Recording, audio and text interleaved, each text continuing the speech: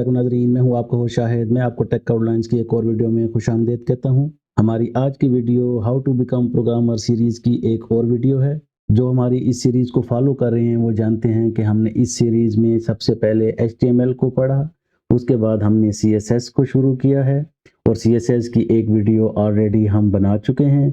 आज हमारी CSS की दूसरी क्लास होगी और जिसने हमारी CSS की पहली वीडियो नहीं देखी तो मैं हाईली रिकमेंड करूंगा कि वो हमारी पहली वीडियो को जाके ज़रूर देखे, क्योंकि CSS के बारे में जो चीज़ें हमने पहली वीडियो में पढ़ी हैं वो इस वीडियो में ज़रूर यूज़ होंगी।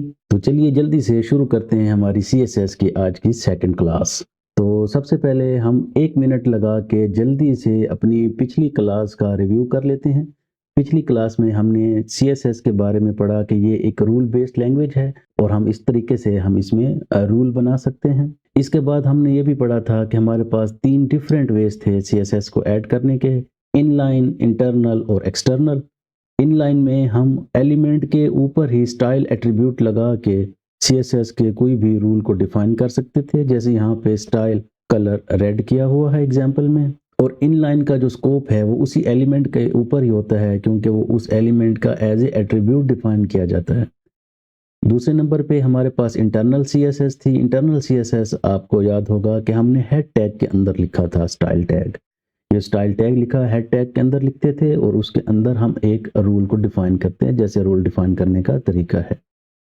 और इसका जो स्कोप है उसी पेज के ऊपर था। जो HTML का पेज है जिसके अंदर हमारे पास हेड टैग है और हेड टैग के अंदर हमने ये स्टाइल टैग लगाया है, तो ये इंटरनल CSS सिर्फ उसी HTML पेज के ऊपर यूज़ हो रहा था। अगर हमारे पास कोई दूसरा HTML पेज होगा तो उसके ऊपर ये इंटरनल CSS क्लास काम नहीं करेगी। तो इस चीज़ को हैंडल करने के लिए कि हमारे पास CSS की एक क्लास है, हमारे पास CSS का एक रूल है और वो हम चाहते हैं कि एक से ज़्यादा HTML पेज जितने भी हमारे वेब पेज हैं उनके ऊपर ऑटोमेटिकली अप्लाई हो जाए, तो उसके लिए हमारे पास जो तीसरा वे आउट था उसे हम कहते थे एक्सटर्नल CSS। तो एक्सटर्नल CSS में हम क्या करते थे, हम अलग से CSS की एक फाइल बनाते थे और उसकी एक्सटेंशन भी .css होती थी। इस तरीके से हमने प्रायोरिटीज़ के बारे में भी पढ़ा था कि सबसे पहले इनलाइन CSS की प्रायोरिटी है, फिर इंटरनल की और फिर आखिर में एक्सटर्नल की। जो इनलाइन और ये जो CSS के मुख्तलिफ तरीके हैं, ये अपने CSS की एक ही क्लास अगर मल्टीपल जगहों पे डिफाइन की है तो ये ओवरराइड करती थी और ये उनकी प्रायोरिटी हमने पढ़ी। इसके बाद हमने सिलेक्टर्स के बारे में पढ़ा था। मुख्तलिफ किस्म के सिलेक्टर्स थे। इसमें टाइप सिलेक्टर था, यूनिवर्सल सिलेक्टर था, क्लास सिलेक्टर। क्लास सिलेक्टर ये था कि हमने एक डॉट लगा के आगे कोई भी क्लास का नेम देते थे, जैसे यहाँ पे डॉट रेड लिखा हुआ है और उसके अंदर हमने कलर रेड कर दिया। तो ये जो क्लास है एक से ज़्यादा एलिमेंट के ऊपर हम अप्लाई कर सकते थे और अप्लाई करने का तरीका ये था कि उसके अंदर हम क्लास नाम का एट्रीब्यूट, किसी भी एलिमेंट में क्लास नाम का एट्रीब्यूट लिखते थे, क्लास इक्वल टू रेड। अगर जैसे हमारी ये एग्जांपल है रेड, तो क्लास इक्वल टू हम रेड कर देंगे तो ये जो कलर रेड है ये इसका जो CSS का रूल है वो उस एलिमेंट के ऊपर अप्लाई हो जाएगा। और इसका ये क्लास सिलेक्टर का हमें ये फ़ायदा होता था कि हम एक से ज़्यादा एलिमेंट के ऊपर इसको अप्लाई कर सकते थे। इस तरीके से हमारे पास ID सिलेक्टर भी था, जिसको हम हैश टैग के साथ डिफाइन करते थे। जैसे यहाँ पे हैश टैग और ग्रीन लिखा हुआ है, ये जो ग्रीन लिखा है ये एक्चुअली किसी एलिमेंट का ID होता था। तो जो भी एलिमेंट जिसका ID ग्रीन होगा उसके ऊपर ये सेलेक्टर, ये जो CSS का रूल है वो अप्लाई हो जाता। इसी तरह हमारे पास डिसेंडेड सिलेक्टर भी था। अगर हमारे पास एक ऐसा एलिमेंट है जो किसी खास एलिमेंट के अंदर आएगा, जब उसका वो चाइल्ड हो जाएगा तब उसके ऊपर हमने कोई रूल अप्लाई करना है, तो उसके लिए ये डिसेंडेंट सिलेक्टर हम यूज करते थे। जैसे यहाँ पे डिफाइंड है PH1, P स्पेस H1, तो ये उस H1 के ऊपर रूल अप्लाई होगा जो P टैग के अंदर पड़ा होगा। ठीक है, इसके साथ हमारे पास चाइल्ड सिलेक्टर भी था और इस तरह एट्रीब्यूट सिलेक्टर भी हमने पढ़ा था। तो ये तो थे हमारे प्रीवियस क्लास की थोड़ा सा रिव्यू। तो अभी हम अपनी आज की क्लास शुरू करते हैं। तो आज सबसे पहले जो हम पढ़ने लगे हैं वो हैं CSS के यूनिट्स। तो CSS में 2 किस्म के यूनिट इस्तेमाल हो रहे हैं, एक को हम एब्सोल्यूट कहते हैं और दूसरे को हम रिलेटिव कहते हैं। जो एब्सोल्यूट यूनिट होते हैं, यहाँ पे एग्जांपल भी दी हुई है CM, MM, IN, PC, PT, PX। ये चंद यहाँ पे मैंने मेंशन किए हैं, इससे ज़्यादा भी अवेलेबल हैं। उनकी डिस्क्रिप्शन भी आपको स्क्रीन पे नज़र आ रही होगी। ये हम ज़्यादातर यूज़ नहीं करते और इसकी मेन रीज़न ये है कि ये फिक्स्ड साइज़ है। जैसे सीएम मीन सेंटीमीटर, तो सेंटीमीटर एक फिक्स्ड होता है। स्क्रीन की जो साइज़ है, अगर हमने स्क्रीन के ऊपर कोई एलिमेंट यानी कि वेब पेज के ऊपर हमने कोई यूनिट, कोई एलिमेंट का यूनिट बनाना है, तो उसके लिए रिकमेंडेशन इसलिए नहीं है कि आपने देखा कोई मोबाइल पे वेबसाइट देख रहा होगा, कोई लैपटॉप के ऊपर देख रहा होगा, कोई इससे भी बड़ी स्क्रीन के ऊपर देख रहा होगा। जैसे मेरे पास अब एक्सटर्नल स्क्रीन है, तो वो एक काफ़ी बड़ी सी स्क्रीन है।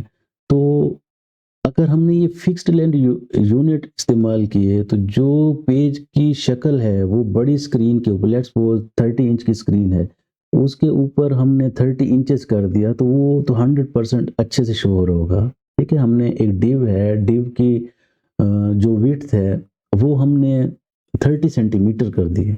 ठीक है, और मेरे पास कोई ऐसा मॉनिटर है, कोई ऐसी स्क्रीन है जो 30 सेंटीमीटर विड्थ में है, तो वो तो पूरी अच्छी सी स्क्रीन नज़र आ रही होगी, ठीक है, उस स्क्रीन के ऊपर। लेकिन अगर वही वेब पेज हम मोबाइल के ऊपर देखेंगे, तो फिर क्या होगा? मोबाइल की स्क्रीन तो 30 इंच इतनी बड़ी नहीं हो सकती, तो उसमें वो जो हमारा वेब पेज है वो बिल्कुल बेकार सा नज़र आएगा, वो छोटा-सा पोर्शन नज़र आ रहा होगा। देखें मोबाइल की स्क्रीन कितनी होगी, 2 इंच 3 इंच, 4 इंच, ठीक है? और टैबलेट की कितनी स्क्रीन होगी, ठीक है? अगर हम उसको पोर्ट्रेट भी कर दें तो 10 इंच तक चली जाएगी, 8 इंच तक चली जाएगी, ठीक? तो अगर हमने सेंटीमीटर 30 का, तो वो 30 सेंटीमीटर विड्थ पे तो सही नज़र आ रही होगी। जो छोटी स्क्रीन है उसके ऊपर वो सही नज़र नहीं आ रही होगी, ठीक है? तो अगर हम इन यूनिट्स को देखें, तो इसमें मैंने जो ज़्यादातर यूज़ किए भी हैं, तो सिर्फ़ और सिर्फ़ जो लास्ट वन पीएक्स है, पिक्सल, वही यूज़ किए। ठीक है, बाकी हमारे यूज़ में नहीं आती। और पिक्सल ज़्यादातर इसलिए यूज़ की है कि आप देखें हमारी जो स्क्रीन होती है वो पिक्सेल्स में डिवाइडेड होती है। वो इंचेस में मेज़र नहीं हो रही होती, हमारी स्क्रीन की जो रेज़ोल्यूशन है वो पिक्सेल्स में होती है, तो कहीं-कहीं हमें पिक्सल यूज़ करने पड़ जाते हैं। बल्कि अब तक हमने जितने ही लेक्चर में कोई अगर यूनिट यूज़ किया है तो वो पीएक्स ही है, पिक्सल ही। हाँ, अलबत्ता ये हो सकता है कि ये जो यूनिट्स हैं, अगर हमने कोई आउटपुट, कोई वेब पेज स्क्रीन के ऊपर डिस्प्ले नहीं करना, हमने कोई रिपोर्ट निकालनी है, हमने कोई प्रिंट निकालना है, ठीक है? हमारी कोई रिपोर्ट है, पीडीएफ में वो प्रिंट होगी, हमने प्रिंट बटन पे क्लिक किया, तो वो तो हमें पता है कि कौन से पेज पे निकलेगी, ठीक है? लेटर साइज़ है या जो भी हमारा नॉर्मल पेज का साइज़ होता है, उस पेज के ऊपर प्रिंट निकलेगा, तो अब उसकी विड्थ पेज की हमारे पास स्पेसिफ़ाई हो जाती है, ठीक है? कि इसकी इतनी हाइट है, इतनी विड्थ है, लेट्स सपोज़ हमारे पास लेटर साइज़ है। तो फिर हम इंचेस या मिलीमीटर या सेंटीमीटर कोई भी यूज़ कर सकते हैं, जहाँ पे हमें पहले से ही पता हो कि हमारी जो आउटपुट है वो फिक्स्ड साइज़ की है। आगे चलते हैं और दूसरी टाइप पढ़ते हैं, और वो दूसरी टाइप है रिलेटिव।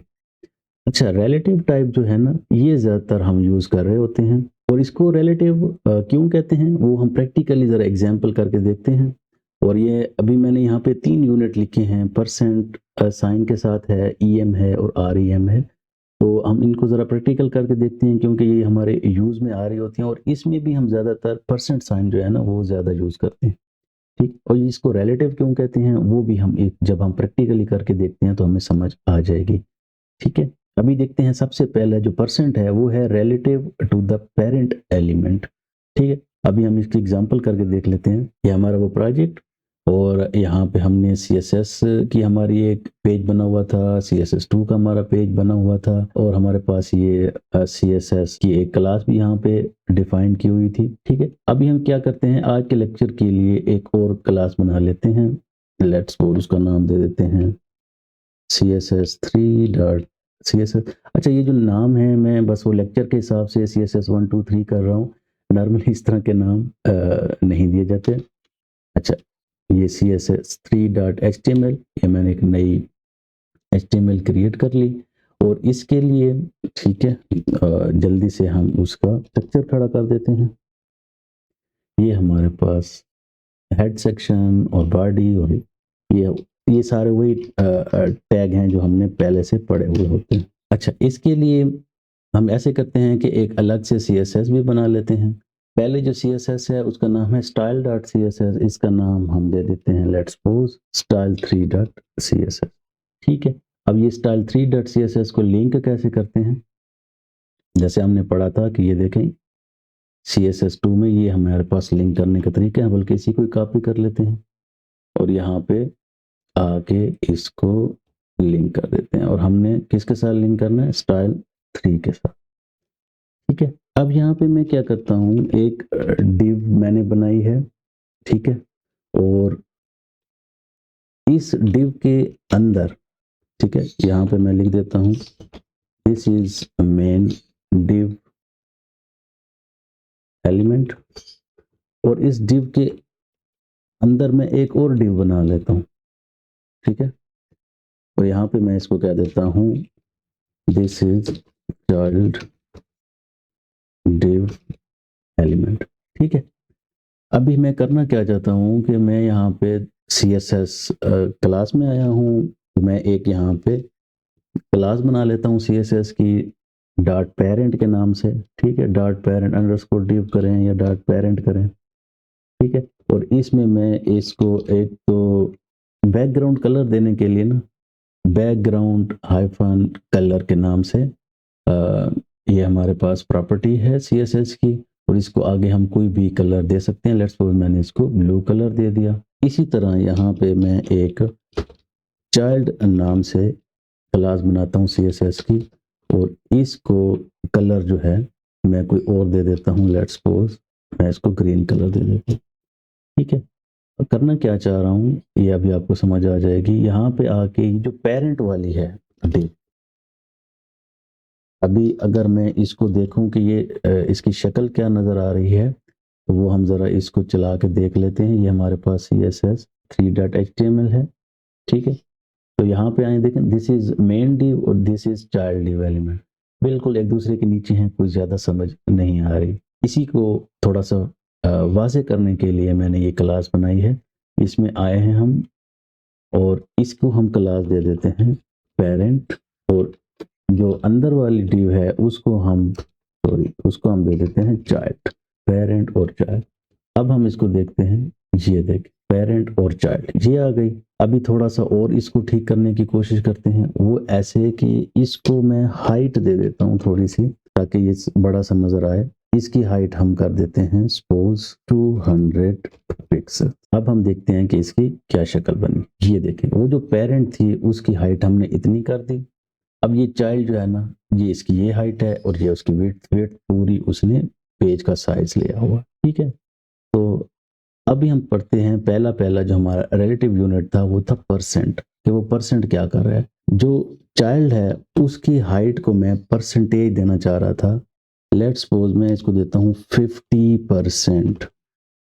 तो ये 50% से क्या होता है चाइल्ड को, ये देखते हैं इसका इम्पैक्ट। ये देखें, तो ये क्या हो गया है कि ये जो इसका पेरेंट एलिमेंट था, ये वाला पेरेंट, इसकी हाइट है हमारे पास कितनी, ये देखें, इसकी हाइट हमने दी है 200 पिक्सल। ठीक है, और चाइल्ड की 50% की है, तो ये 200 का 50% है। ठीक है, जो पेरेंट एलिमेंट होता है उसकी जो भी हाइट है उसका 50% हाइट इसको मिलेगी। ठीक है, ये देखें, ये जो पेरेंट एलिमेंट था 200 पिक्सल वाला, उसकी जो 50% है वो हमारे इनर डिव ने यहाँ पे ली है। अगर मैं ये 200 को 400 कर दूंगा, तो ये भी जो हमारा ग्रीन साइड हमारा डिव एलिमेंट है, ये भी अपने आप को बड़ा कर देगा। मैं 200 से अगर मेन डिव को 400 करता हूँ, यानी कि डबल कर देता हूँ, तो ये हमारा ग्रीन एरिया भी खुद ब खुद डबल हो जाएगा। कैसे, वो हम देखते हैं यहाँ पे। ये देखें, हाइट को मैंने 200 से 400 कर दिया। हाइट को मैंने 200 से 400 किया। अब मैं इसको रिफ्रेश करता हूँ, ठीक है, तो हमारा जो मेन एलिमेंट है वो 400 पे जैसे ही गया है, डिव ने भी अपने आप को परसेंटेज के हिसाब से बड़ा कर दिया है। ठीक है, अच्छा, आप किसी भी पेज पे राइट क्लिक करें और वहाँ पे इंस्पेक्ट का आपको ऑप्शन नज़र आ रहा होगा, इस पे क्लिक करें, तो यहाँ पे आपको ये देखें, यहाँ पे मुख्तलिफ इंस्पेक्टर नज़र आ रहे होते हैं। ये भी हमारे पास जो है ना डेवलपर टूल आप इसे कहते हैं, और ये भी एक अच्छी सी तरीका है किसी भी पेज को डिबग करने का, उसका देखने का कि एक्चुअली हमारे जो ब्राउज़र है, जैसे हम क्रोम यूज़ कर रहे हैं, इसको इसने किस तरह रेंडर किया है। ठीक है, एक्चुअली ये हमारी CSS कौन सी किसी एलिमेंट के ऊपर अप्लाई हुई है, कौन सी ओवरराइड कर गई है, तो ये सारी चीज़ें हम यहाँ पे आके देख सकते होते हैं। यहाँ पे देखें एरो का निशान आपको नज़र आ रहा था, इस पे आप क्लिक करें तो आप किसी भी एलिमेंट के ऊपर लेके जाएंगे माउस को, सिर्फ आप माउस ले जाएंगे तो वो उसकी आपको प्रॉपर्टीज बाकायदा दिखा देगा। अब मैं यहाँ पे पेरेंट पे हूँ, यहाँ पे देखें उसने div डॉट पेरेंट दिखाया है, और div डॉट पेरेंट का देखें ये जनाब उसका ये कलर है, और इसकी हाइट देखें 1592 मल्टीप्लाइड बाई 400। ये जो 400 है ये इसकी हाइट है, ठीक है, 1592 इसकी विड्थ है, तो इसकी 400 हाइट है। तो अब मैं ज़रा ग्रीन वाले को देखता हूँ, ये ग्रीन वाले के पास ले गया तो इसकी हाइट देखें उसने 200 शो की हुई है, 1592 मल्टीप्लाइड बाई 200। तो देखें यहाँ से भी हमें पता चल रहा है कि इसकी हाइट 200 खुद ब खुद होगी, ठीक है। अगर वो 400 है तो इसकी 200 हो गई। अगर वो वही बात है कि हम अगर इसकी 300 कर देंगे तो चाइल्ड की 150 हो जानी चाहिए, ठीक है। अब हम इसको रिफ्रेश करते हैं, ठीक है। अब ये देखें ये हमारे पास 300 नज़र आ रहा है, और इसको देखें तो 150 नज़र आ रहा है, ये 300, ठीक है। ऊपर ऊपर देखें टॉप पे 1592 मल्टीप्लाइड बाई 300, ये 300 हो गई, तो ये 150 हो गई, ठीक है। तो ये आपको समझ लग गई कि ये जो परसेंट साइन है ये क्या कर रहा है, relative to the parent element, जो इसका पेरेंट एलिमेंट होता है उसके हिसाब से अपने आप को ये सेट कर लेता है यूनिट, ठीक। आगे है ई एम और आर ई एम। इसको समझने के लिए ये देखें ई एम और आर ई एम में डिस्क्रिप्शन देखें, relative to the font size of the element. 2em means 2 times the size of the current font.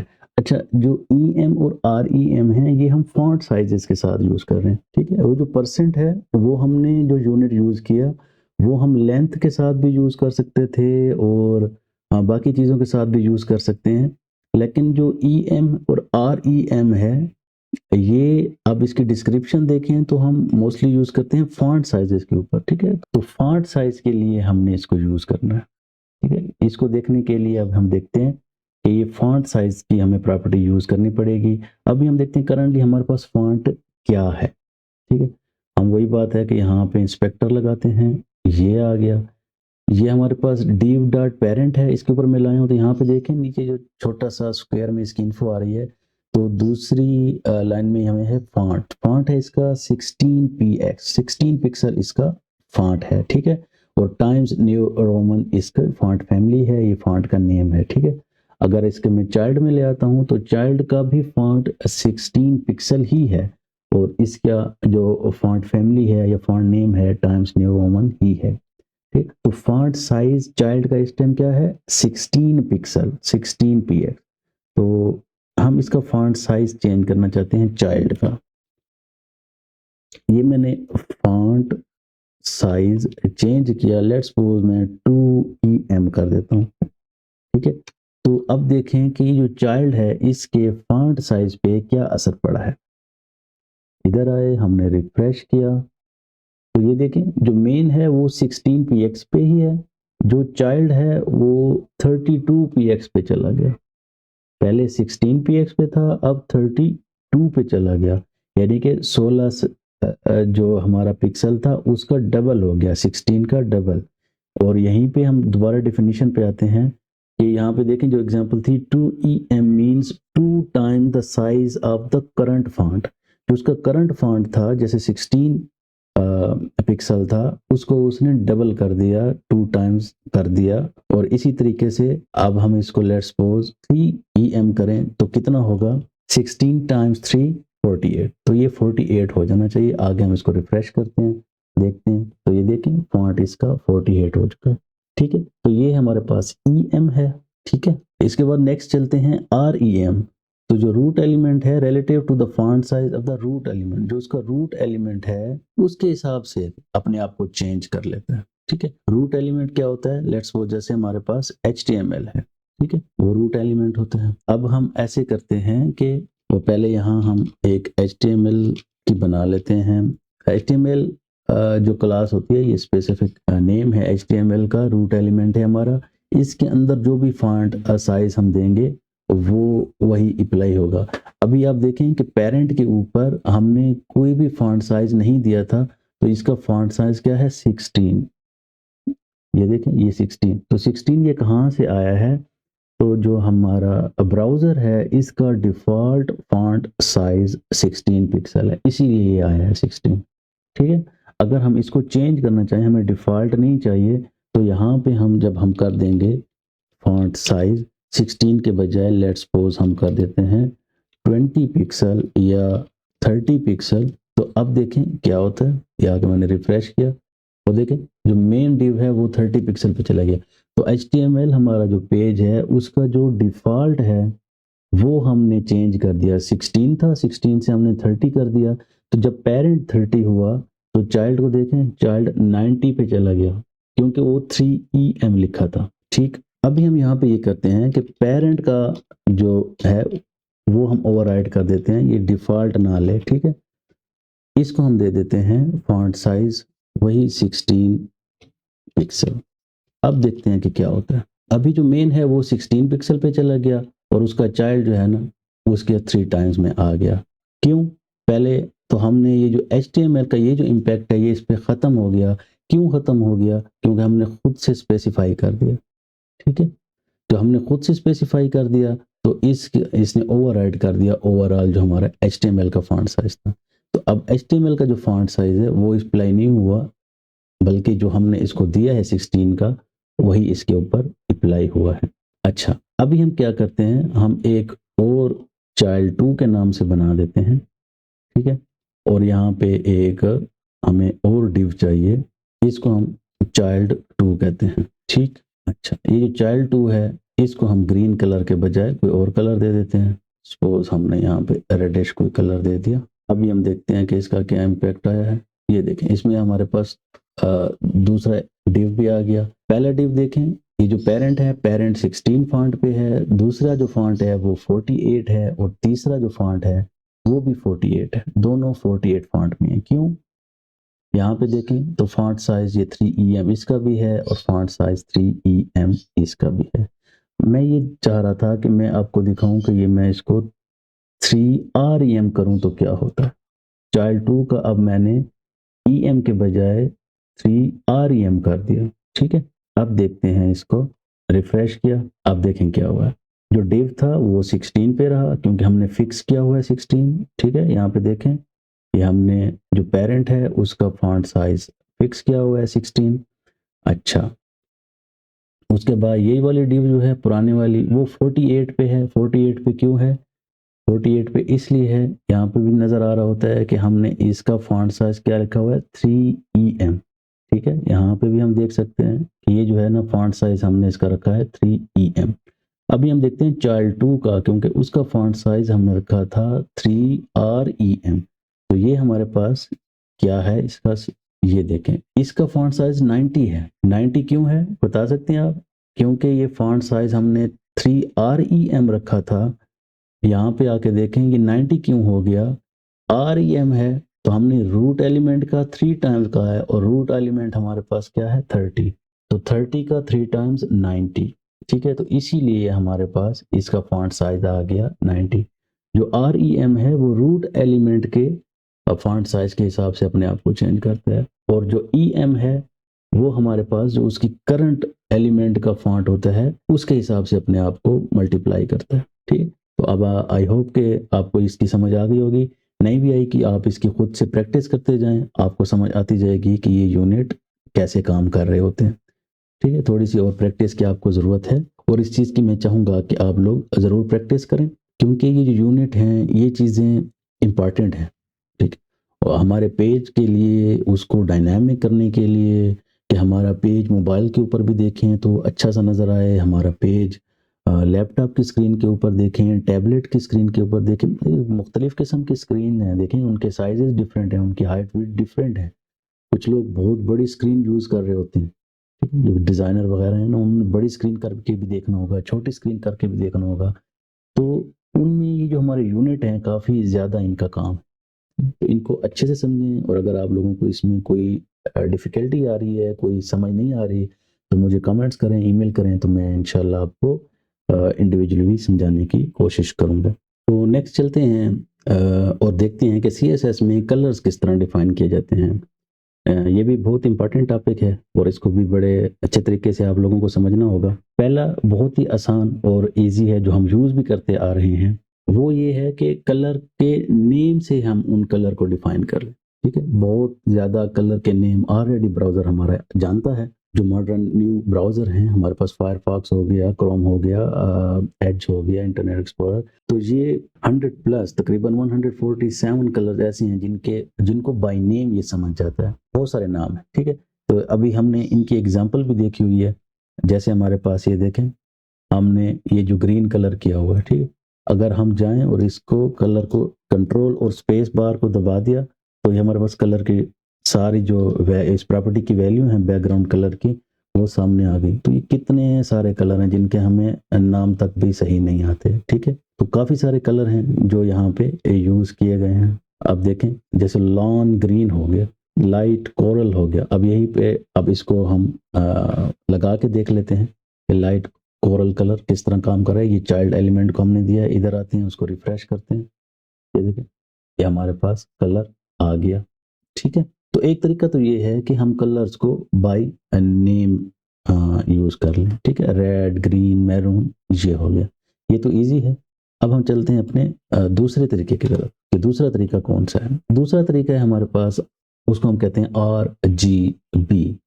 RGB stands for red, green and blue. तो आपको मालूम होगा कि हमारे जितने भी कलर्स हैं वो इन 3 बेसिक कलर्स की कॉम्बिनेशन से बनाए जा सकते हैं। ठीक है, हमारे पास रेड, ग्रीन और ब्लू 3 बेसिक कलर्स हैं।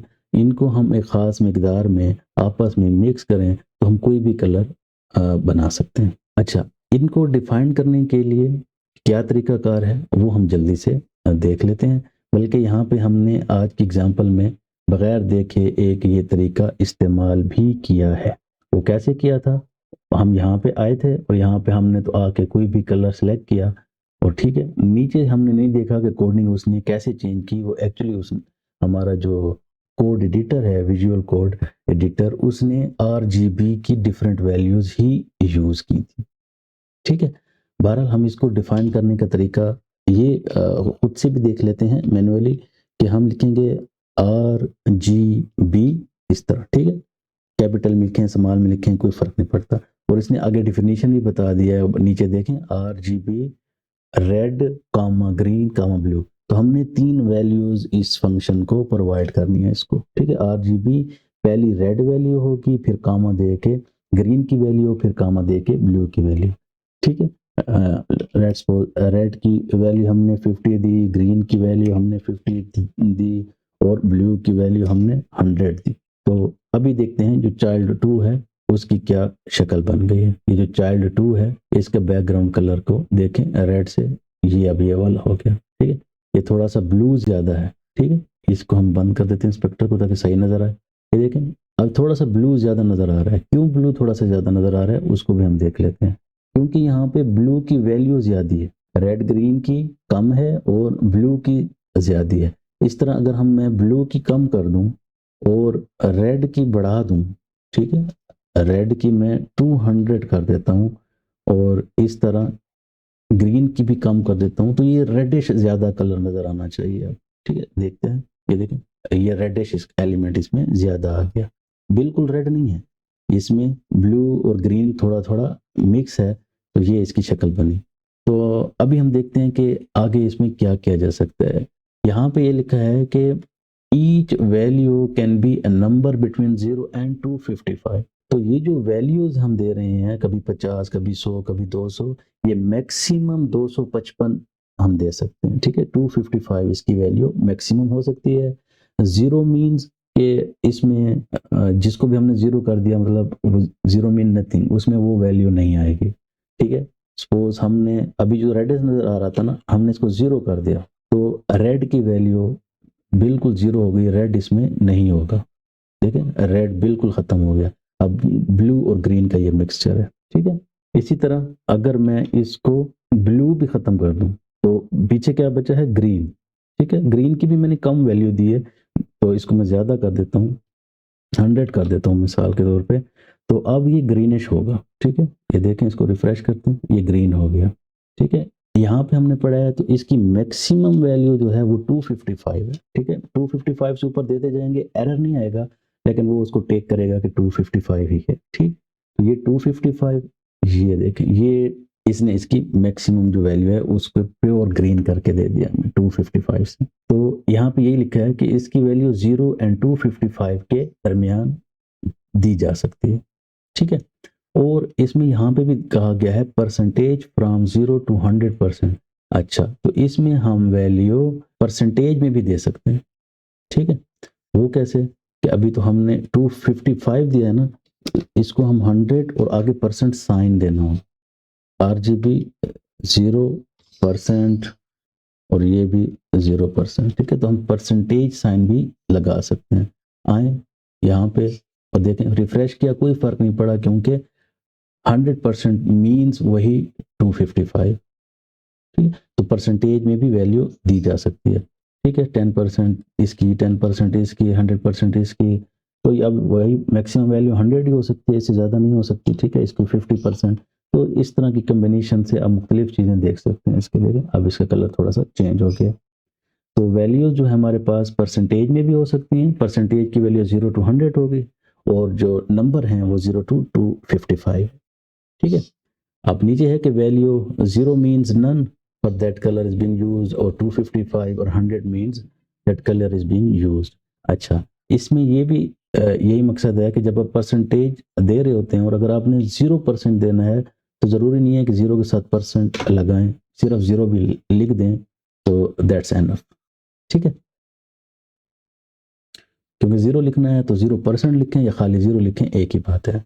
A 0 for all three colors value will be black, and 255 or 100% for all three color value will be white. Black and white की क्या नीचे उसने एग्जांपल भी दी है कि कलर हमने 000 कर दिया तो वो ब्लैक हो जाएगा, और हमने कलर 255 255 255 या 100% दिया तो वो वाइट हो जाएगा, ठीक है। इसको भी जल्दी से करके देख लेते हैं कि सपोज हमने सारी वैल्यूज 0000 कर दी, ठीक है, ठीक है। तो अब देखते हैं कि इसका क्या इम्पैक्ट आता है। 0000 की है तो बिल्कुल ब्लैक हो, ठीक है, कोई कलर नहीं, ब्लैक, ठीक। और इसी तरह हमने इनकी वैल्यू 100% भी दे सकते हैं, और 255 एक ही बात है, ठीक है। तो 255 तो बिल्कुल वाइट, ये देखें बिल्कुल वाइट हो जाएगा, सही। तो ये हमारे पास तरीका है कलर देने का, R, G और B, ठीक है। इसके बाद हम तीसरे और आखिरी वे की तरफ जाते हैं कलर देने का, और वो है हमारे पास हेक्साडेसिमल। तो हम हेक्साडेसिमल की शक्ल में भी कलर स्पेसिफाई कर सकते हैं। तो इसमें स्पेसिफाई करने का क्या तरीका है, वो ये है कि हम RGB की तरह यहाँ पे भी R, G और B की ही वैल्यू स्पेसिफाई करते हैं। वहाँ पे तो ये होता था कि R की वैल्यू दी, फिर कॉमा लगाया, फिर G की वैल्यू दी, फिर कॉमा लगाया, फिर ब्लू की वैल्यू दी।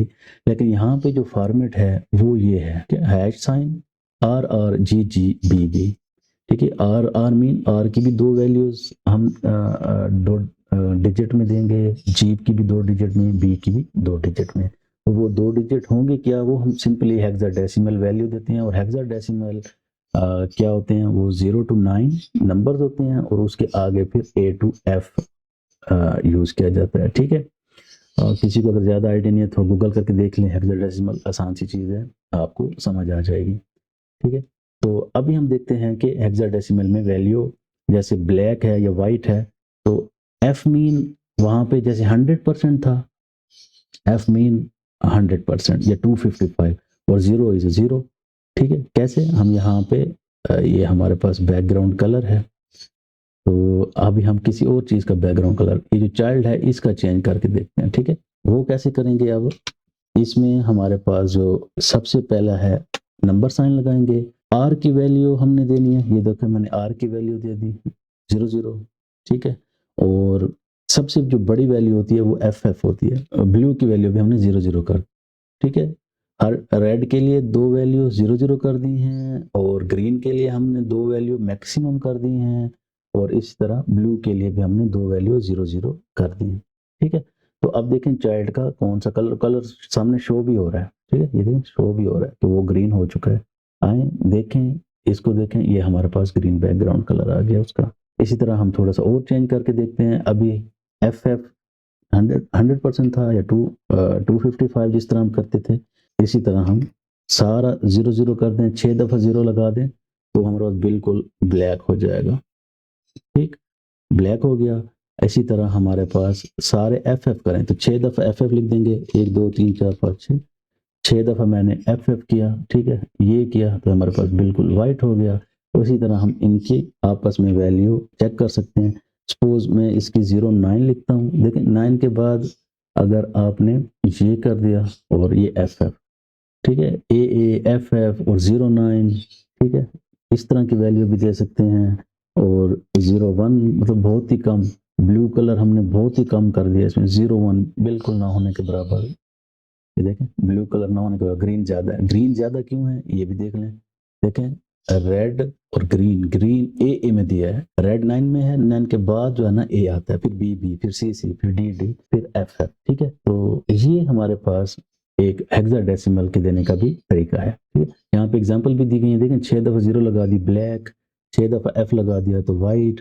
अब ये मीडियम ग्रे, ए सबकी वैल्यू ए कर दी। ठीक है, और इस तरह पर्पल, अभी हम पर्पल भी करके देखते हैं। मैंने कॉपी कर लिया है, ये पेस्ट कर दिया, देखें हमारे पास पर्पल कलर बन जाएगा, पर्पल कलर बन गया। ठीक है, तो आप गूगल भी कर सकते हैं अगर आपको किसी एलिमेंट की हेक्सा वैल्यू चाहिए। ठीक है, गूगल में है यहाँ हेक्स कलर टेबल, तो ये आपको हेक्सा कलर के कोड दे देगा। देखें, htmlcolorcodes.com, ये एक साइट इसने खोल दिया है। इसमें आप जिस कलर के पास जाएं आपको RGB वैल्यू भी दे रहा है और हेक्सा की वैल्यू भी ऊपर ये आ रही है। ठीक है, ये हेक्सा की वैल्यू आ रही है, नीचे RGB की वैल्यू आ रही है। ठीक है, कितने सारे कलर हैं, ये आप मुख्तलिफ कलर पैलेट हैं हमारे पास, जिनकी तरफ भी आप कलर को पिक करेंगे वहां पे आपके पास आते जाएंगे। ठीक है, काफी सारे कलर कॉम्बिनेशन, ये देखें, ये हमारे पास जबरदस्त किस्म के एक थीम पूरी सी बन के आई हुई है हमारे पास।